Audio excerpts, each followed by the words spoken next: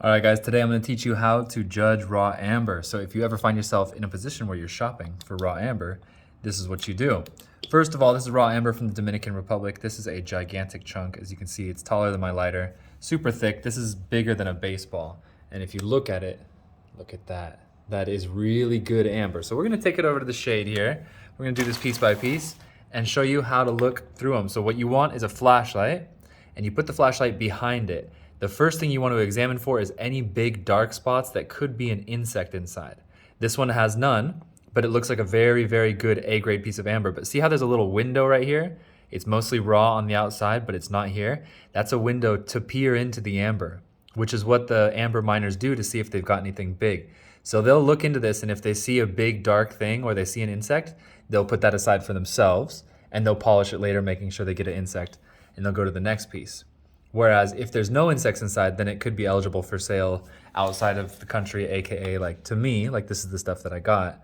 So second, you wanna look through with your flashlight and see the color. If it's a rich yellow like this, if it's very translucent, that means it's very pure. If there's a lot of dark stuff inside, that's B grade. And let me see if I can find an example. This one's a little bit more darker. You can see this one doesn't necessarily glow as beautiful as the last ones, but it's still good, nothing wrong with it. And you might get some different colors out of them too. Like this one's kind of reddish, kind of orangish. I can see a lot of flow lines on this one. Next, what you want to look for is cracks. So if you find a piece really big and beautiful, but there's a crack, like see how the light on, I put the flashlight up to it and the light is illuminating this side and then it gets darker on this side.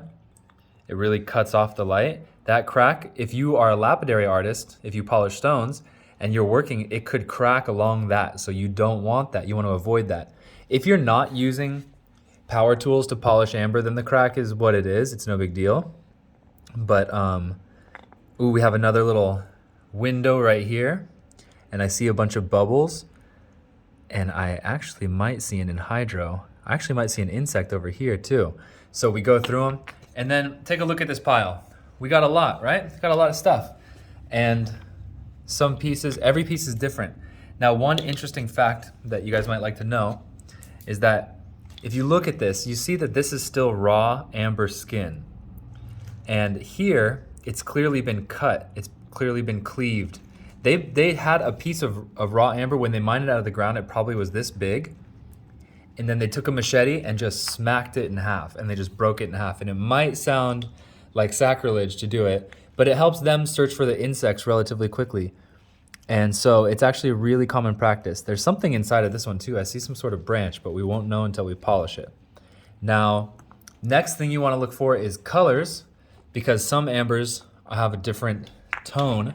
The pure yellow is your standard, but then if you can get to like deep reds, that's pretty cool. If you can get blues, if you can find some blues, that's even better. And there's something interesting. Let me show you some reds here. We got this special lot over here, I believe. Look at that, that's much more red. So that is a different tone of amber, and the reds are sometimes a little more valuable. Ooh, that's the red piece right there. You see the difference between that and this? These are two totally different tones of amber, and this is much more rare than this. And you hope that when you polish it down, all the amber inside is still as red as can be. So this is a big lot of Dominican amber. As always, it's gonna be available on the live feeds. So come join, pick out a piece for yourself, and I will ship it to you. And so you can have it in your hands.